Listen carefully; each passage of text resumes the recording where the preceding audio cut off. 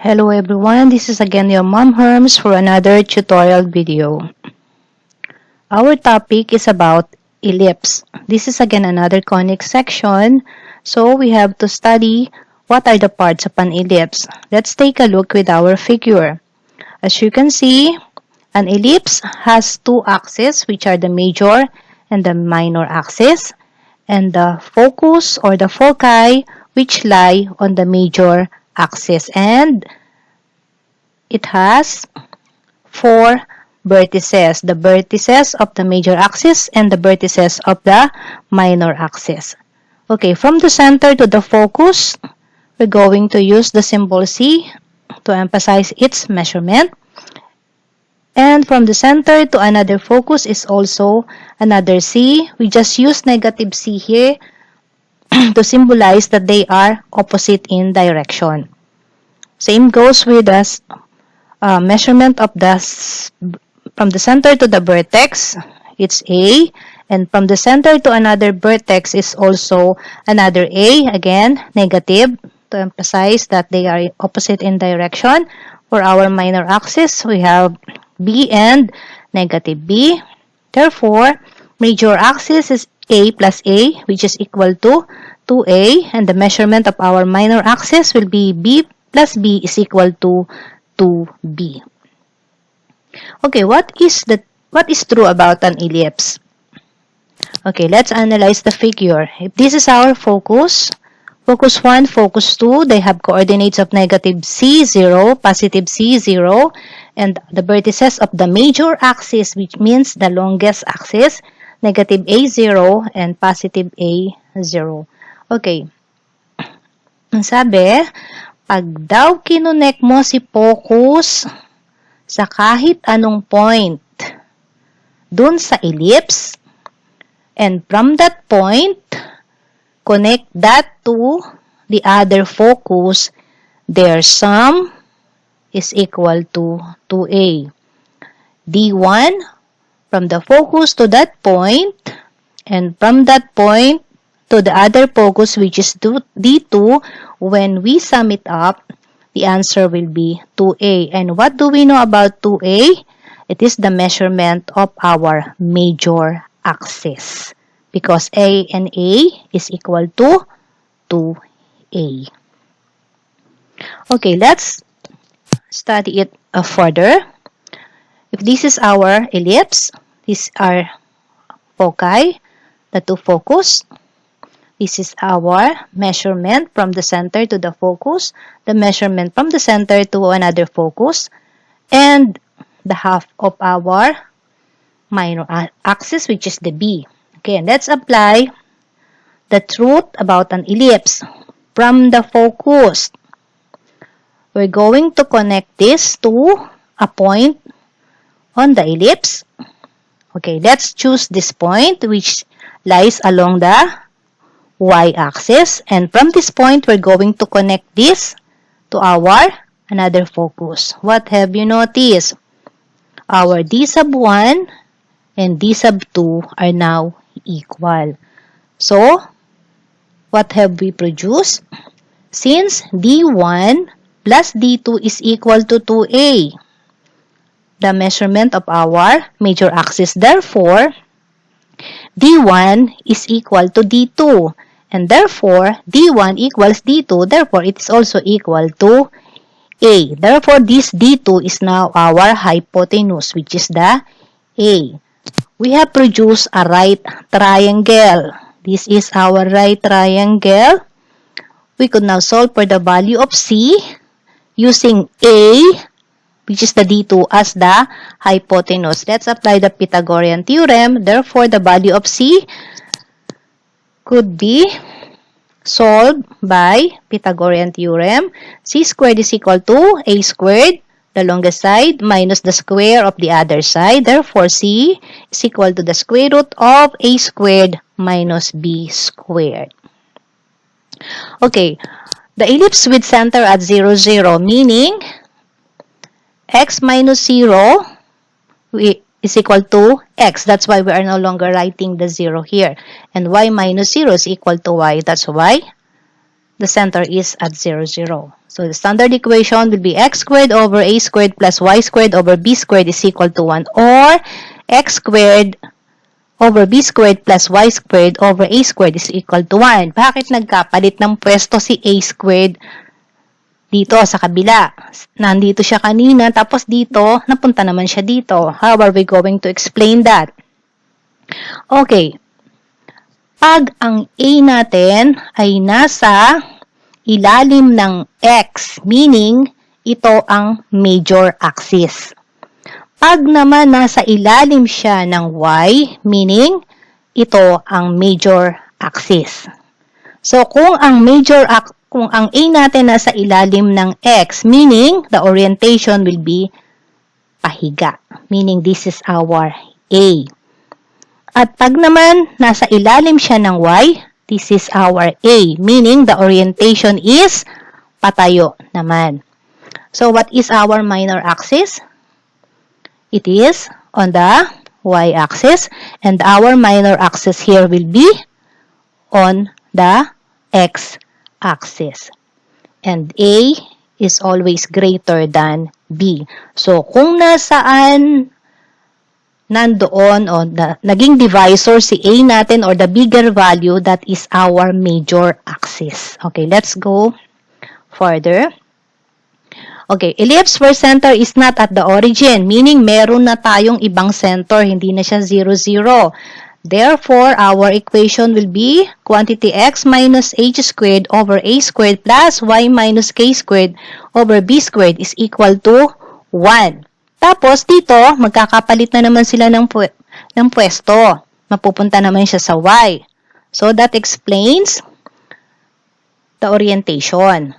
So, pagka ang a natin, which is the bigger or the major axis, nasa ilalim ni x, ang orientation ay pahiga, at kung nasa ilalim ng y, ang orientation ay patayo. As you can see, the center is no longer at 0, 0. It's somewhere else. Here, it lies along the first quadrant, and here it lies along the second quadrant. Okay, let's go to applications. Example, x squared over 9 plus y squared over 4 is equal to 1. Let's analyze. Si 9 mas malaki sa 4. Therefore, ano yung magiging a natin? Alin ang a squared natin? Nasaan si major axis? It lies along the x-axis. Yung center natin, 0, 0. Kasi x squared at y squared lang ang nasa taas sa numerator natin. Since the standard equation is equal to x squared over a squared plus y squared over b squared is equal to 1, ano ngayon ang a squared natin? It is 9. Anong square root ni 9? It is plus or minus 3. Tapos, alin ang b squared natin? 4. Ano ngayon ang value ni b? It is plus or minus 2 kasi kinuha natin ang square root ni 4. Ano ngayon si c? Si c squared is equal to a squared minus b squared. So, c is equal to the square root of, ano yung a squared natin? 9. Ano yung b squared natin? 4. Kaya, 9 minus 4 is equal to plus or minus square root of 5. Approximately 2 point something. Okay, let's try to plot or draw the figure. So, kung yung ating longest or longer side or the major axis is 3, yung a natin, meaning from the center we have to count what? Nasaan yung ating major axis? Nasa x. Kaya, bibilang tayo ng 3 from the center. 1, 2, 3. Tapos, bibilang din tayo ng 3 sa kanan. 1, 2, 3. At yung minor axis naman natin, plus or minus 2 from the center, we have to count 2 from the center, and we have to count 2 downward from the center. So, this is our ellipse. How about our focus? Ano yung focus natin? Plus or minus square root of 5. Sabi natin, ang focus laging nandun sa major axis. So, approximately, it's 2 point something. Kaya, lalagpas siya dito sa 2. So, nasaan yon? Yon. Tapos, another focus. So, what are the coordinates? The foci will be negative square root of 5, 0, and positive square root of 5, 0. The coordinates of our major axis, negative 3, 0, and positive 3, 0. The vertices of our minor axis will be 0, positive 2, and 0, negative 2. Okay, next example. X squared over 9 plus y squared over 25 is equal to 1. As you can notice, the bigger value is under the y. Therefore, the major axis is at the y-axis. So, meaning, ang ellipse natin ay patayo. Still, the center is at 0, 0. Ano ngayon ang b natin? B squared natin is 9. Therefore, anong b value? Positive or minus 3. Ano yung a natin? A squared is equal to 25. Therefore, the square root of 25 is plus or minus 5. And ang c natin is the square root of 25 minus 19. And square root of 16 is equal to plus or minus 4. So, let's try to draw our ellipse using again our Cartesian plane. Patayo naman to. So, nasaan ang ating center? 0, 0. So, from here, we're going to count how many? 5 pataas. 1, 2, 3, 4, 5. So, nasan yun? Yun. Tapos, we're going to count again another 5 from the center pababa. Remember, this is our A, and this is also our A. Therefore, they are equal. So, counting 5 downward from the center, that is our vertex number 2. Meaning they are the two vertices of our major axis. Okay, let's go to our minor axis. This is plus or minus 3. From the center, we have to count 3 units. And from the center, we have to count another 3 units to the right. So this is our vertices of our minor axis. And this is our ellipse, patayo. How about the focus? From the center, we have to count 4 units. So that is our focus 1 and focus 2. So what are the coordinates of our foci? 0, 4 and 0, negative 4. While the coordinates of our vertices are 0, 5 and 0, negative 5. The vertices of our minor axis will be negative 3, 0 and positive 3, 0. Okay, another example. X plus 3 squared over 36 plus y minus 2 squared over 16 is equal to 1. Let's try to analyze again. What is the center? It's no longer 0, 0. The center is not at the origin. Therefore, this is negative 3 because x minus parenthesis negative 3 squared. Therefore, our h has a value of negative 3 and our k has a value of 2. And the bigger value is under the x plus 3 squared. Therefore, the major axis is along the x-axis. Therefore, a squared is equal to 36 and the square root of 36 is plus or minus 6. While the b squared is equal to 16, therefore square root of 16 is plus or minus 4. And c squared is equal to 36 minus 16. Therefore, c is equal to plus or minus square root of 20, approximately plus or minus 4.5. Okay, let's try to plot again our ellipse. We have copied our given here, or what we have analyzed in our previous problem. What is our center? 3, 2. Where is our 3, 2? Okay. 1, 2, 3. Then we have to go up 2 units. Okay. From the center, ano daw ang ating A? So, remember, this is pahiga. Pahiga siya. Nasa x-axis ang ating major axis. So, from here, we have to count 6 units. 1, 2, 3, 4, 5, 6. Okay, that is one vertex. Again, from the center, we have to count another 6, which is our A. So, 2, 3, 4, 5, 6. So, yun. Nandoon ang ating vertex or vertices ng ating major axis. How about our minor axis. Ilan ang ipapanik natin at ibababa from the center? 4. So, from here, papanik tayo ng 4. 1, 2, 3, 4. So, iyon. Tapos, magbibilang din tayo ng 4 pababa. So, from the center, 1, 2, 3, 4. So, iyon. So, what is our ellipse? Our ellipse looks like this. So, how about the focus? So, from the center, always from the center, 4.5 daw ang distance hanggang focus. So, we have to count from negative 3. Bibilang tayo ng 4.5. 1, 2, 3, 4, kalahati. So, iyon. So, nandito si focus. Iyon. Tapos, from the center again, we have to count another 4.5 to the right. 1, 2, 3, 4. Kalahati nito. This is only approximately, ha? Okay, that is our focus number 2. But, what are the coordinates? Paano natin malalaman ang coordinates? So, paano siyang naging 3, 2? Nasaan si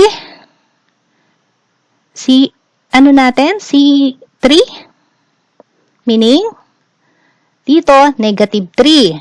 Tapos, mag-move tayo ng 6 units to the right. So, pag nag-move tayo ng 6 units to the right, meaning 3 plus 6 is equal to 3. And the y stays the same kasi nandun pa rin siya sa 2 units na yon. Okay, next. Bakit naman siya naging negative 9? Kasi si negative 3, mag-a-add tayo ng 6 units going to the left. And negative 3 plus negative 6 is negative 9. So that determines our x-coordinate sa ating isang vertex. And still, 2 pa din ang ating y value. How about the coordinates of our co-vertices ng ating minor axis? That is still negative 3. Ang maiiba naman dito, yung y.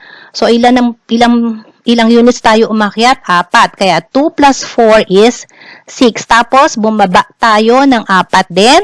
Kaya 2 plus, bumaba, negative 4. Pag negative, pababa. 2 plus negative 4, what will be the coordinates of the other vertex of our minor axis?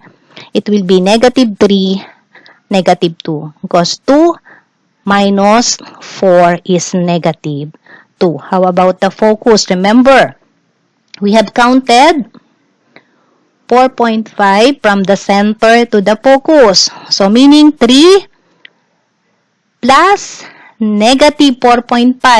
Pakaliwa tayo. So, meaning negative 4.5. So, ano ang magiging coordinates niya? Negative 3 plus negative 4.5. It's negative 7.5 and our value stays at 2. How about the other focus? So, meaning negative 3 plus, nagpunta tayo sa kanan, pakanan. Meaning, we have added positive 4.5. Kaya, negative 3 plus 4.5 is equal to positive 1.5 and our value stays at 2. As you can see, this is our x.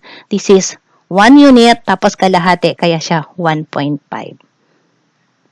Okay, next. X minus 2 square all over 4 plus quantity y minus 1 square over 25 is equal to 1. Analyze again. The center is not at the origin, meaning the center is at 2 and 1. While the bigger value is under the y. Yung y squared natin, nandito yung ating bigger value which is 25. Therefore, nasan ngayon ang ating major axis? Nandun siya sa, it lies along the y-axis. Ano yung a natin? 25. Ano yung a natin? It is plus or minus 5 because the square root of 25 is plus or minus 5. And ano yung b natin which is 4? It is the square root of 4 which is plus or minus 2. And c squared is equal to 25 minus 4. The answer is 21. Therefore, c is plus or minus square root of 21, approximately 4.6.